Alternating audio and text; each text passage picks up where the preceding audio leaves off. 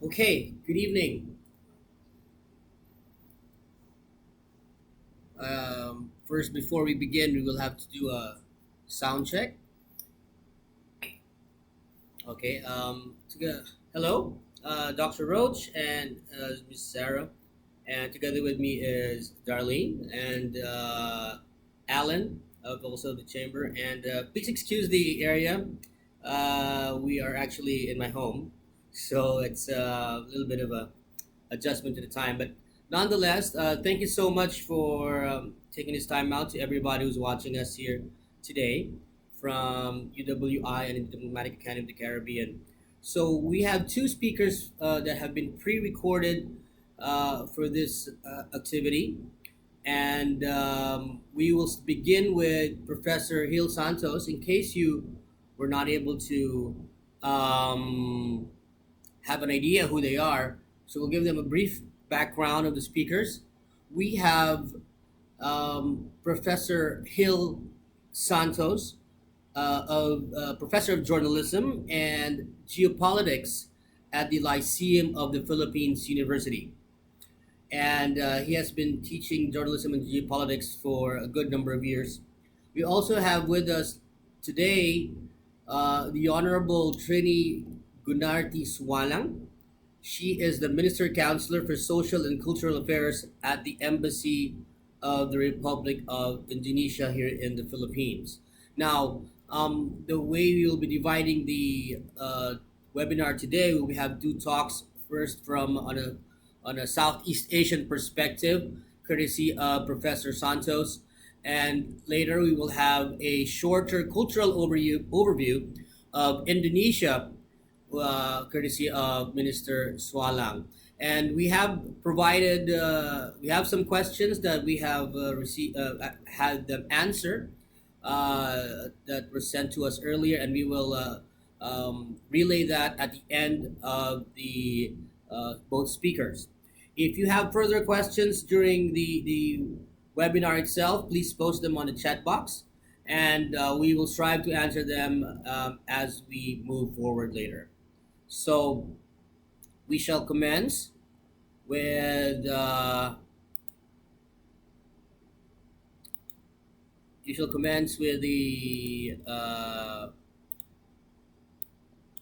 let's start off with Professor Hill Santos, and we will have him shortly.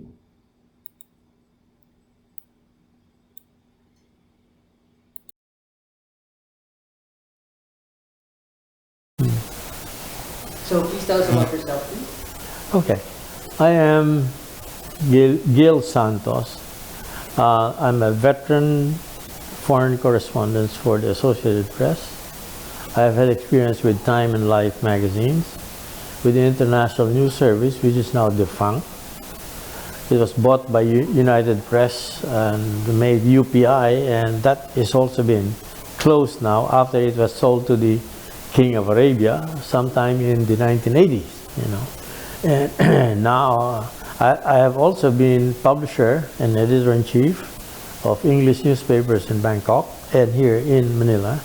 I teach journalism in the College of Arts and Sciences of Lyceum University of the Philippines and the College of International Relations of LPU, just as I teach geopolitics, economic, political conditions in the Philippines and so forth, since 1999.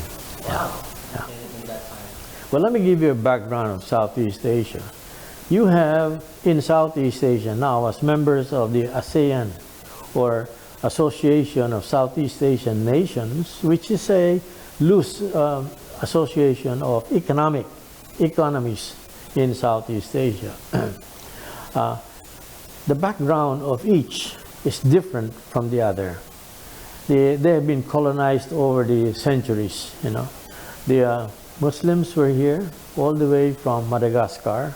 They were derivatives of the Muslims in the Middle East, down to Africa, down to Madagascar, and down to Brunei, Indonesia, and what is now known as Malaysia.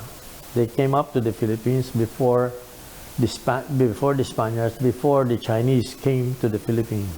In fact, the southern Philippines was the center of trading between Europe and Southeast Asia in the 7th century. That was the time when the Moors, or the Muslims from Africa, northwestern Africa, colonized southern Spain, established their capital in Alhambra, and a subsidiary city in Granada. In fact, if you look back into the history, you will find that the original El Cid, the hero of Spain, White Horse, was not actually El Cid originally. It was Al Said, who was from Morocco. Now, having said that, what I'm saying here is Southeast Asia is made up of 10 nations now, at a population of 650 million and is still growing, and destined or predicted by the international financial institutions to grow at a rate of 7.5% of the total gross, the gross domestic product of the 10 countries in the next 20 years. In fact, it's supposed to be, it will be faster than China, because China will have to slow down due to its industrialization and transition from a hybrid communist centralized state to a free market Western type of an economy. Now, the history of Southeast Asia is such that the European colonizers came here in the 14th century. They went to Indonesia, the Dutch went to Indonesia, the British went to India, they went to, although India is not part of Southeast Asia, they went to what is now known as Myanmar or Burma, they went to Singapore. By the way, originally the British did colonize Java before the Dutch came in there, and the Dutch were in Singapore. The Dutch said they wanted the big islands also, because there was no such thing as Indonesia at that time. So Sir Stamford Raffles, whose statue now stands in the middle of Singapore, was so astute, he actually fooled the Dutch. He said, you go to Java, I leave Java, and I get the smaller Singapore, because I have plans for Singapore, and you are better colonizers than we are. So the Dutch went to Java and the rest of Indonesia, Celebes, Sumatra, and all the way down, and the British went to North Borneo later. They went to Brunei as well. They went to Singapore, and they went to what is now known as Malaysia. Okay. Now, the Spanish went on to the Philippines. They drove the Muslims out of most of the Philippines and occupied Manila. The Portuguese went to East Timor, Timor-Leste now, and all the way up to Macau after the Opium War that the British went into against China, and when they got Hong Kong in 1797. Yeah. That's how it is. So you will find that the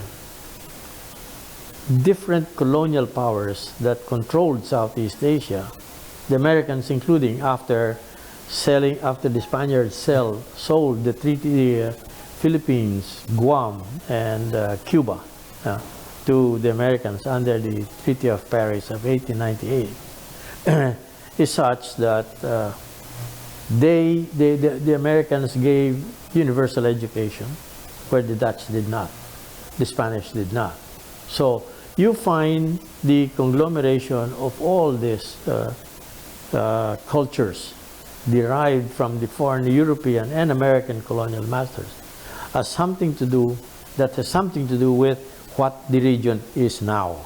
That is why you have the British in Singapore, and the Dutch influence in Java, They speak Dutch in Java.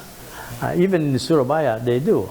So you also find the kind of trading different, because while Singapore is a small country that is easy for the British Stamford Raffles to rule, and therefore made into a shipping hub in the region, it's not the same with Java, because the Dutch got fooled by Raffles and got the rebellious Javanese in his hands. Therefore, it took him a long while, and to top it all, the Japanese did intervene in the Second World War in occupying the rest of Southeast Asia, and that itself also contributed to the differences in the culture.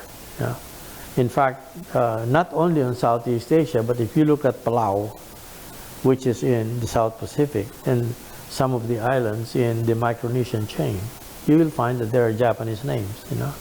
In fact, to digress a little bit, one of the governors of Palau at one time was named Romengasao. Yeah. So now you have the Southeast Asian nations with all these different cultures and different trading patterns, trying to integrate into one economic region, originally patterned after the European Union, which was some 40 years, much earlier than the ASEAN.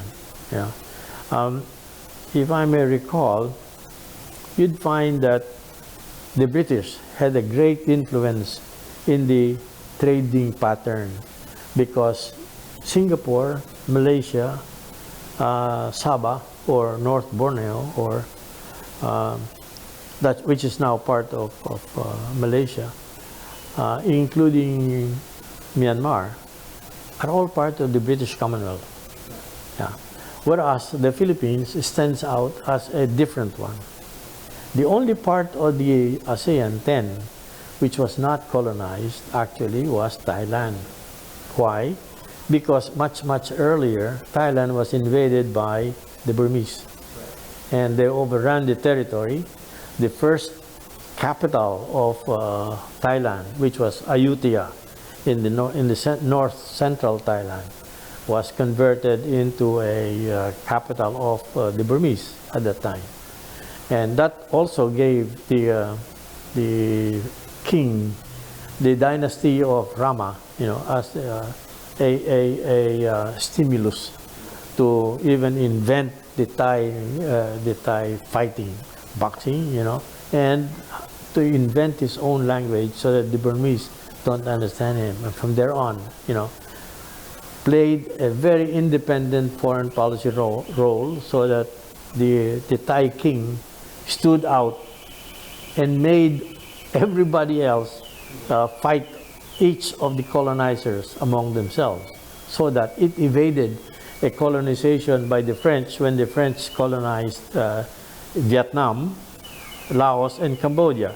It was then known as the French Indochina, French Indochine, and on the western side of Thailand, you had Burma, which was under the British, and down below on the trunk of the elephant, because the Southeast Asian, if you look at the map, the Southeast Asian shape is the shape of the head of the elephant. You have the trunk, and that was where most of the British also stayed and colonized.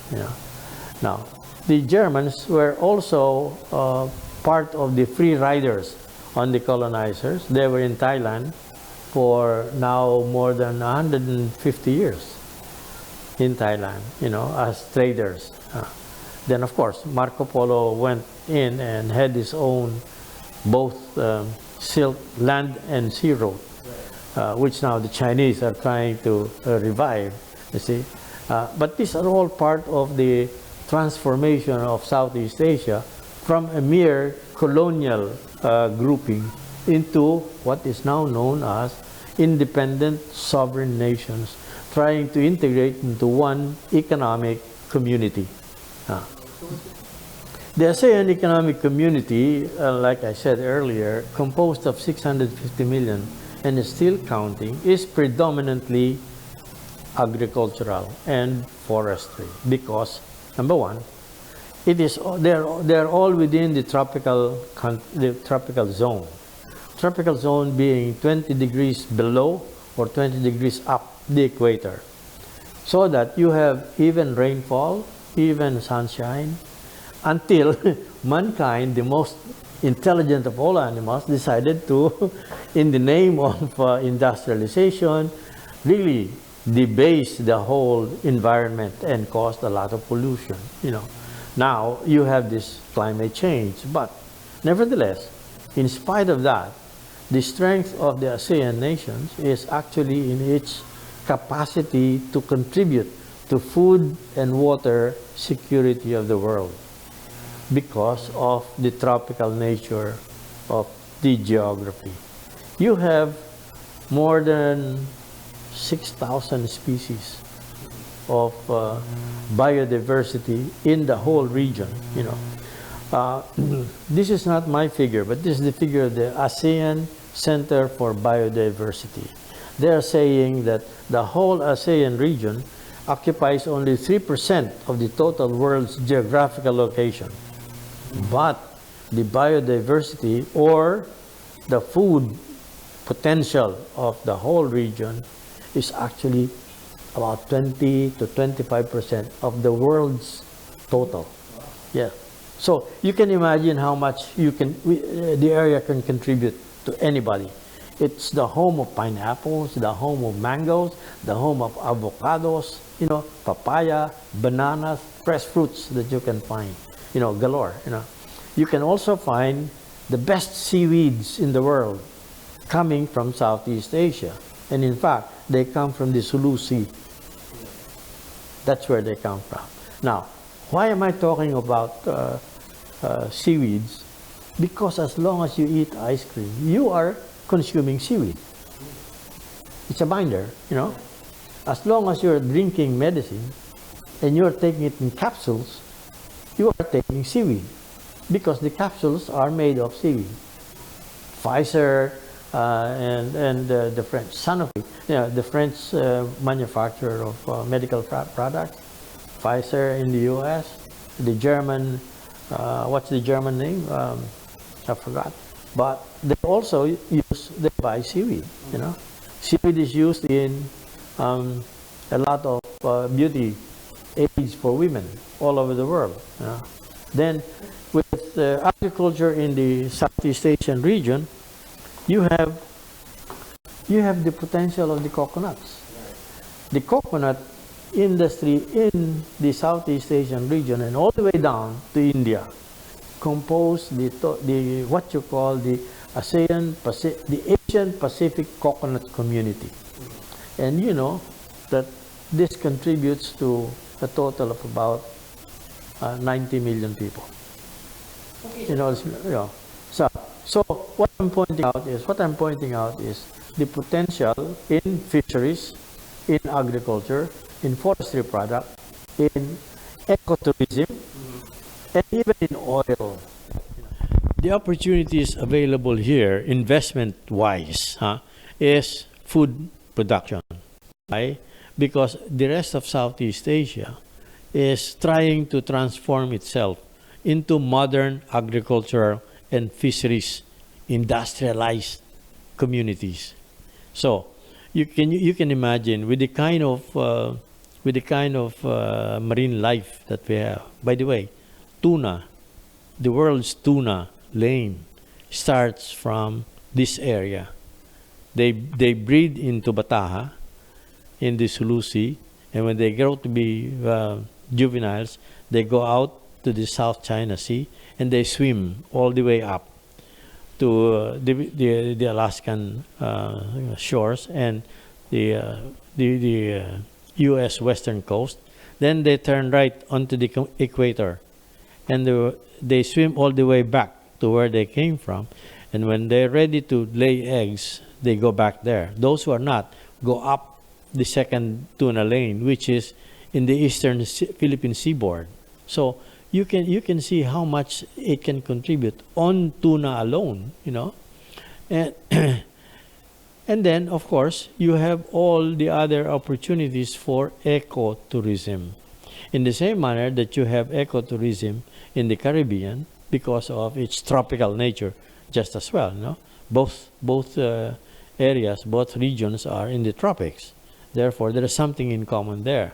However, there are more forests in the Southeast Asian region, in the ASEAN, than there are in the Caribbean. Yeah. Southeast Asia can contribute to them in terms of investments or joint venture in tourism, because tourism is something that's the sunrise industry now in the world. As the world goes up progressively, economically speaking, the people have so much consumables. No. They have so much money for consuming and leisure. Yeah? So it's open. The tourism industry in both sides can be joint, can even be on a joint venture, so that you can have one package of tourism which includes both the Caribbean and the Southeast Asian region. Now, it may be such that they have to fly because the distance is so far. 12 hours difference. That's a lot. That's a lot of flying time. But nevertheless, you can spend 1 week in the Southeast Asian region, in the ASEAN region, and you can spend another week in the Caribbean region, all in one package. And if you're a European, or if you're a Chinese, or if you are a Japanese or a South American, you can do that. Not to mention the fact that the Indian economy now is growing up, and so is the South African economy. In short, this 21st century, which is what we know as knowledge, power century, is going to empower all these people, all these industries to grow. Now, with the growth of artificial intelligence as well, both the Caribbean and the ASEAN can use all this. Although we have so much manpower. If you talk of manpower on the ecotourism aspect of it, or context of it, yeah. Economic and political, there is now a tendency for the European, for the British Commonwealth, because of the Brexit, to expand its activities in the Commonwealth countries. Now, ASEAN having Singapore, Myanmar, Malaysia, and if you want to extend it a little down further, southeastward, you have Australia and New Zealand as part of your Commonwealth countries. Then you have a lot of contributions that this area can pour into the Caribbean or economic or Commonwealth communities of the British, Caribbean being part of it. That's the kind of economic interrelation I can think of. Initially, that comes into my mind because ecotourism is something that's really growing. It has grown so much in Southeast Asia. Thailand, for example, has more than 25 million of tourists. Malaysia has a little bit less. Singapore has a lot because of its free market, free market nature, competing with Hong Kong. And Hong Kong is dwindling compared to what it was before 1997, when it was returned to the Chinese. Yes. And so you have this kind. And then the Philippines and Malaysia, Thailand itself are now expanding their own free trade zones. And the idea is to get so much tourists also from uh, Europe, from Japan, from China, and all the other countries that are growing much more prosperously in this century. You know. My thought of message would be this: there is a lot of cooperation that can be had between the Caribbean and the ASEAN. Why? Because there are things common to them, and this is the sun, the sand, and the sea. And that is tourism in other words, no? But there are still other things because the future holds, I think it holds a bright future for medicine. There are such things as herbal medicine, which is present in both the Caribbean and Southeast Asia and the ASEAN nations. Only I think the ASEAN nations hold a little bit more because the land area of the ASEAN are simply more than what you have in the Caribbean. So that's a natural tendency, a natural asset for the ASEANs. You know, there's a bright future in medicine because there is now the tendency to vision that the world is must turn green and the people must be healthy. Therefore, the stress, the accent on health is getting there, you know, and we can see this in all the human efforts that has been going on. The knowledge power has been shifted to medicine, to food, to productivity, and to production. Yeah. So these are the things that can be done both by the Caribbean and the ASEAN, 10 ASEAN nations. Rather, I think should be done very aggressively. In short, while we say, you know, what's that song again by the American singer? Oh, Island in the Sun, where my forefathers got sunburned. they tend to be laid back, you know, because there is tropics, the tropics is there, and therefore they have so much time in their hands. But I think that is something that we should all change, because the world is changing as well, in the sense that the people are getting to be much more conscious of time, because we're running out of time.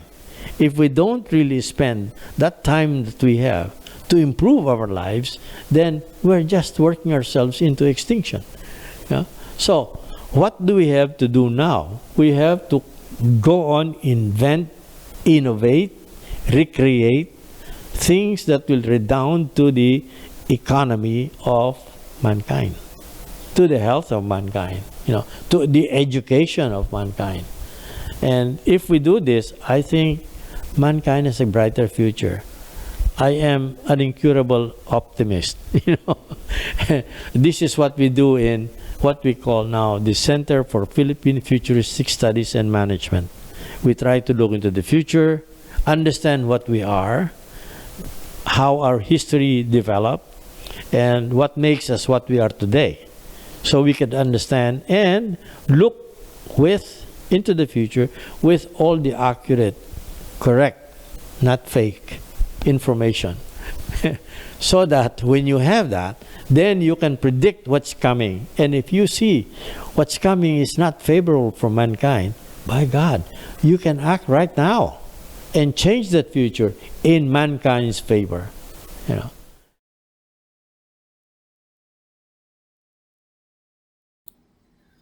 Okay, so I hope you enjoyed the first speaker for our today, for our webinar talk today. And of course, I'd like to thank Professor Hill Santos for his time. If you have questions regarding his talk, you can post them at the chat, and we will try to answer them as we can towards the end of this online webinar. So now we'll move forward with the presentation from the Honorable Trini Sualang, the Minister Counsellor for Social and Cultural Affairs of the Indonesian Embassy in Manila.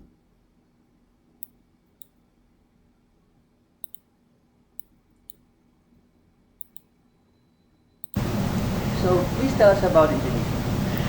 Well, good morning everyone first. Indonesia is one of the big country, especially in Southeast Asia. We are the big, we have big population, about 260 million people, and that's number 4th in the world. And also we are one of the big area in, archipelagic countries, because we have more than 15,000 islands. The big islands, maybe many of you already know about Java, Sumatra, Kalimantan, Sulawesi, West Papua, and other small islands like Maluku, which is rich of spices. So that's all of Indonesian big islands.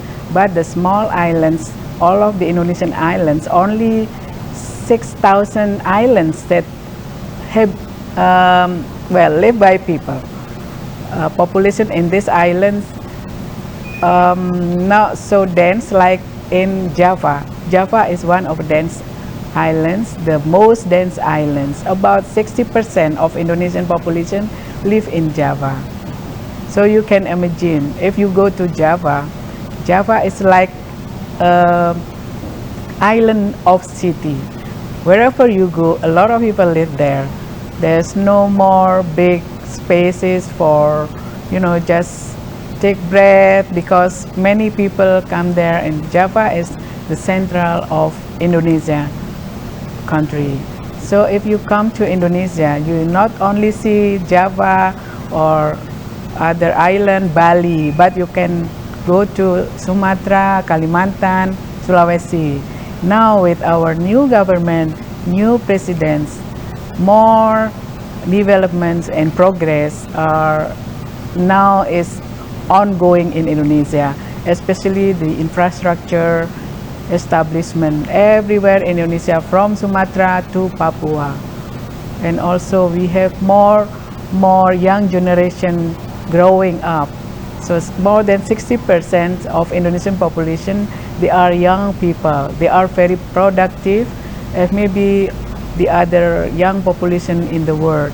But that's why now more and more economists and other investors and also business people around the world, they are coming to Indonesia, because we are now growing up with many developments around the world, around Indonesia, not only in Java, not only centralized in Java, but in the whole part of Indonesia. Especially Bali is, people only know Bali. If you said about Indonesia, if you talk about Indonesia, people only know about Bali. Bali is a very specific island and very unique, because they still keep their traditional life. If you once come to Bali, and then maybe the next visit, if you come to Indonesia, you want to go again to Bali, well, that's okay if you come to Bali again. But don't forget that Indonesia, not only Bali, we also have some other places to go to visit, like Borobudur in Central Java, and also we have other spots to dive, beautiful diving spots like in North Sulawesi, we call it Bunaken, and also in other parts like in West Papua, we call it Raja Ampat, which is very beautiful. But beside that, orang utan.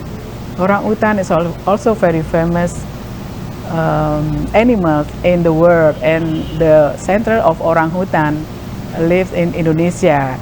Their environment is in Sumatra Island and Kalimantan. There, people from around the world, if they want to see orang utan in the jungle, they can visit that island. Okay, so yeah, the business now is growing up everywhere, like the business also boosting in Southeast Asian countries. In Indonesia, as we all know, here in the Philippines, we can see Innova, Avanza, Yaris, etc. They are all coming from Indonesia. Toyota with the Astra International company in Indonesia. It's very well known also. We call it like the people cars because it can accommodate family or maybe two families inside only one car. It's very famous in Indonesia. The motor company in Indonesia is very well known. And besides that, we also have some industrial like textile, garment around the world. Also, a lot of our industrial garment produce the world product of garment around the world. If you know batik as what you wear and what I wear also, this is traditional textile of Indonesia. Each province in Indonesia has its own motif of batik, and the government since last 10 years encourage people around Indonesia in each province to make or develop their own motif of batik. So it's just like booming in the whole part of Indonesia. Each province, each people, and each province has its own textile or own traditional batik to wear. So everywhere you go in every province of Indonesia, you will find different motif of batik, and this is very popular right now. And this boosts industry, or especially the small medium enterprise, to move to work together with all Indonesian, and this boosts economic life of Indonesia to have more developed, and they have more progress, and this also generating the economic life of Indonesia. Well, if you want to go to Indonesia first, you've never been there, usually people just to go to Bali. Bali is also has like etalase or door of Indonesia. They have a lot of stores or exhibition centers, with this, the products of the exhibition centers coming from throughout of Indonesia. All products of Indonesia can be found in this place in Bali itself. If you just take a walk through the streets of Bali, you will find many things there, and you have many choices in there. So after that, if you are interested in one product, then you can come in to that specific shop and then ask the people over there. If you are interested in other product as well, you can find that product in specific store. Maybe if you go to 2 or 3 stores, it could be from different part of Indonesia, because the whole products of Indonesia, they have exhibition center in Bali. So it's easier for the whole business people, if they never know Indonesia, just go to Bali, come to Bali, because the Indonesian products also exhibited in that island. So it's easier for foreigners to do business in Indonesia. But if you are interested in, of course, investment in Indonesia, we also have our institution in Jakarta. We have agency of investment for foreigners. So you may come to our office in Jakarta and then ask the field that you are interested, because we have some regulation, of course, for protecting our industry in Indonesia or areas to be invested. So you may come, you have to come to our agency in Jakarta to get the information how you can make investment in Indonesia. Yes, hi, our friend in Caribbean. I know that your country are very beautiful. I can see from the flyers. I never been there to your country, but I know that your country is very beautiful. I just hope that maybe one day I could go there.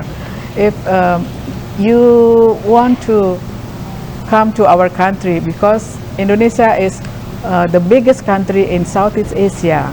Indonesia is the founder of ASEAN, Asia Association of Southeast Asian Nations.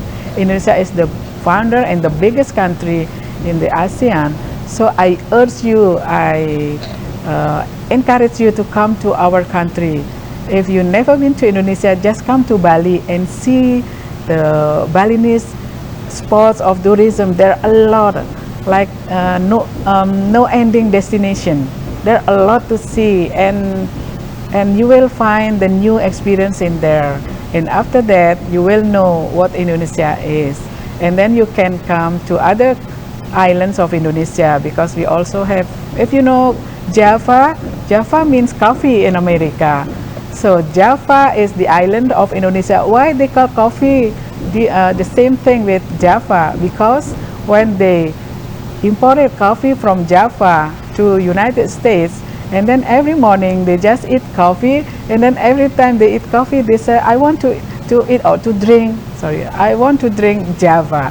So Java means coffee. So please, okay, Java, this, the other important thing is Java is the important islands in Indonesia, because more than 60% of Indonesian population live in this island.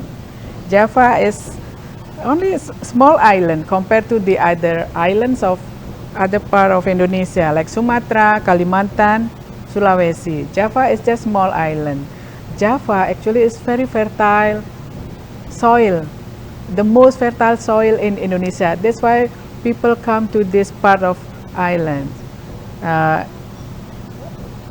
Beside, there's capital city in Java, Jakarta, and we have some other spots which is very important, especially those people coming from Filipina. Most of them they are interested in going to Borobudur. You know, the biggest temples of Buddhists located in central Java. This is coming from the ancient history of our ancestry last time with Buddhists and Hindu. There are some other temples also in Java near Yogyakarta.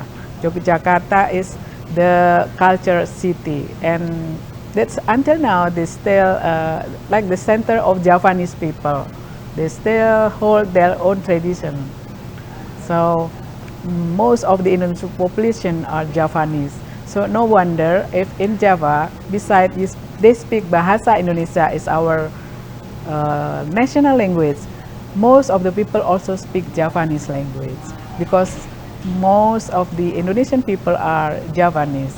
They were spread out around of Indonesia when our past government also has program on transmigration.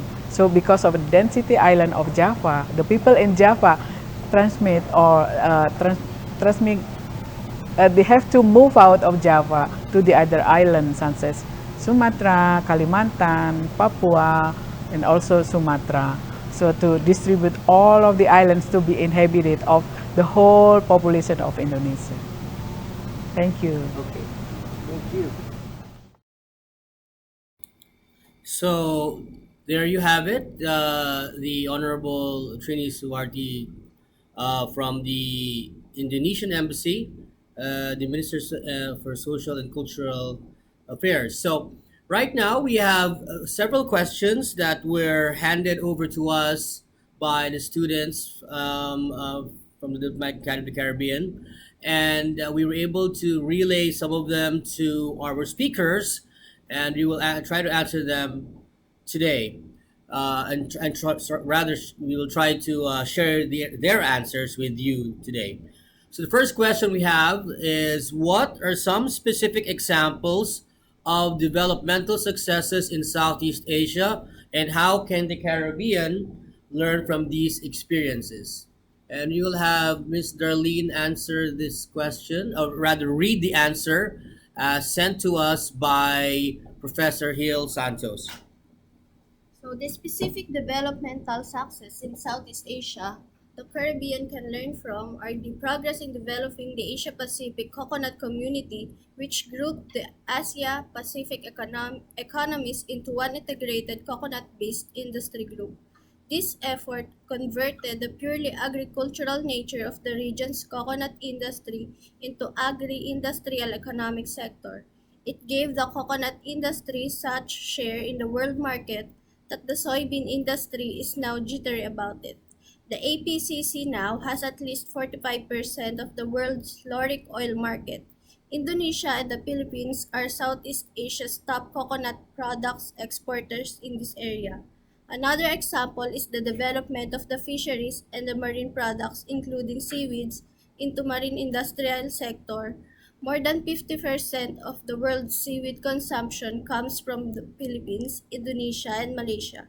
Another case is tuna production which breeds in the Sulusis to Bataha reefs. The biodiversity of the Golden Coral Triangle is almost 25% of the world's total, although the geographical area is only 3% of the world's total surface. All these three examples contribute to the world's food security. Okay, so that's the answer of Professor Hill Santos for the first question that we were able to relay to him. The second question is: in what ways are the two regions developmentally similar, or what are some common developmental challenges?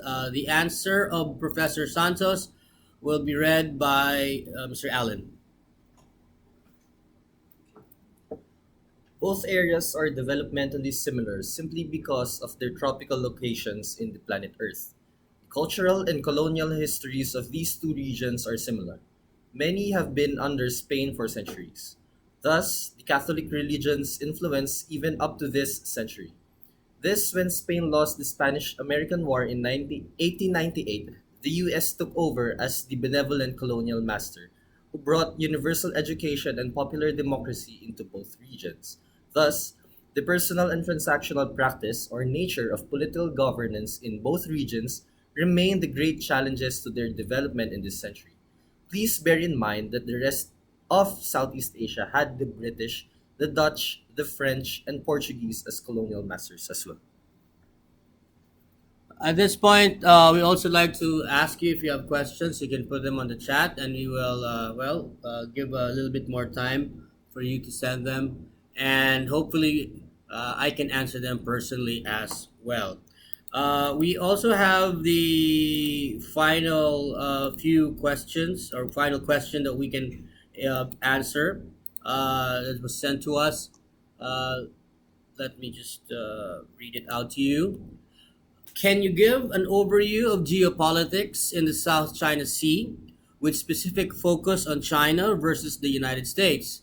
What are the impacts and implications of this geopolitical scenario on trade and security relations in Southeast Asia? So, Professor Hill's answer is: the Southeast Asian Organization, or the ASEAN, is currently the new lever in the geopolitical hegemony competition in the Asia Pacific region between China and the US. The new independent foreign policy of the Philippines is not pro China and anti US. Rather, it is being a friend of all and enemy of none. This, in turn, is actually giving the US and its allied countries, Japan, South Korea, Taiwan, the European Union, Australia and New Zealand, India and Israel, so much opportunity to have closer trade and economic, geopolitical, and security cooperation with the 10 members of the ASEAN. That relations slash cooperation can be very close short of a formal military alliance, which the ASEAN members do not want at this point in time when denuclearization is the name of the game. Such cooperation of the ASEAN and the US and its allies will force China to give up bullying the less militarized countries, as Beijing claims almost all of the South China Sea and build military facilities in its atolls and reefs. Such closer arrangements between ASEAN and the US and allies will certainly defuse a time bomb that might trigger a deadly third war. China is definitely set on restoring the glory of their Middle Kingdom by 2049, or a century after Mao Zedong established the communist China mainland regime, and President Xi Jinping is said to see that it is done. That's why he is president for as long as he wants. But President Jinping also knows he can win a war with the US at this time. That is precisely the reason that the US and the ASEAN must now move towards closer cooperation. And ASEAN 10 must be a friend of all and foe of nobody. So those are the questions that were sent to us earlier.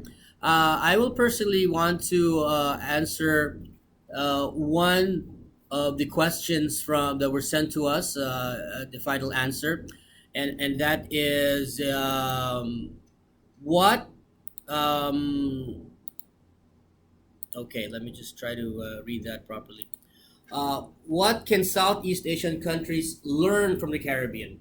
Well, it's very important, first and primarily, of the history of um, both regions.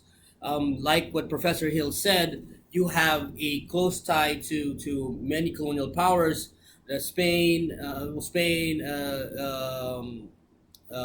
British, French, Dutch, and even Americans, of course. So because of that, and you have that similarity, um, and Southeast Asia can also learn from the experience in the Caribbean. Up until now, most of the Caribbean is part of the Commonwealth, and the Commonwealth in itself, which is celebrated a few days ago, Commonwealth Day, showcases that the Commonwealth system is apparently a better way to move forward. You have certain countries in Southeast Asia, specifically Malaysia, Singapore, and Brunei, who are part of the Commonwealth and were highly influenced by the British, which are now successful. So in that aspect, Southeast Asia can learn these. Let's say, let's put it in a tag at the Westminster system from the Caribbean, and that in itself is a big factor of how things should proceed forward. Education, on that level, even though universal education was offered in Southeast Asia much earlier, it's apparent that the Westminster type of education has been progressive with even other countries in the region, in the Asia Pacific region, like New Zealand, Australia, Hong Kong, and so on. So on that aspect, we hope that the two regions can integrate and understand each other better, and we look forward to that. So there you have it. Thank you so much. Since we don't have any more questions on the chat, we'd like to thank you for taking time out to join us today. And this is the first of a webinar series that we are conducting together with the Diplomatic Academy of the Caribbean. And we will be having a second webinar series in a few months, hopefully this with other representatives of other ASEAN countries. And we look forward to having you on that webinar conference talk at that time, and we will announce it on our website, or I should say on our Facebook page, which is facebook.com/ECC Chamber, and of course through the Diplomatic Academy of the Caribbean. So thank you so much. Please do enjoy your morning and the rest of your week.